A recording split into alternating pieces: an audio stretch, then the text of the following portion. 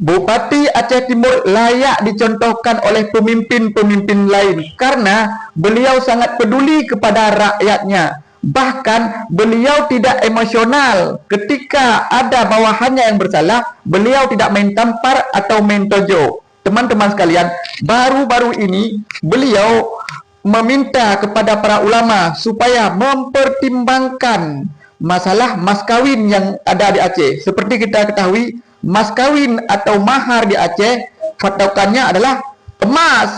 Sementara harga emas di Aceh begitu tinggi, membuat pemuda-pemuda Aceh susah untuk menikah.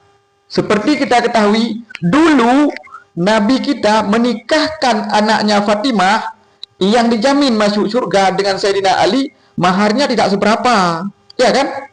Kenapa ulama-ulama sekarang tidak mencontohkan yang dilakukan oleh Nabi? Maksudnya anak-anak Tunku, anak-anak ulama Aceh, apakah maharnya ada murah seperti Nabi lakukan? Apakah jika mas kawin tinggi tidak mengikuti Nabi? Ini pertanyaan teman-teman, karena hanya orang-orang yang berilmu agama atau ulama yang bisa memberi jawaban. Saya nggak bisa memberi jawaban. Contoh terbaik pada Rasulullah Sallallahu Alaihi Wasallam, ya kan? Bahkan sebaik-baik pernikahan adalah yang maharnya murah, kan begitu?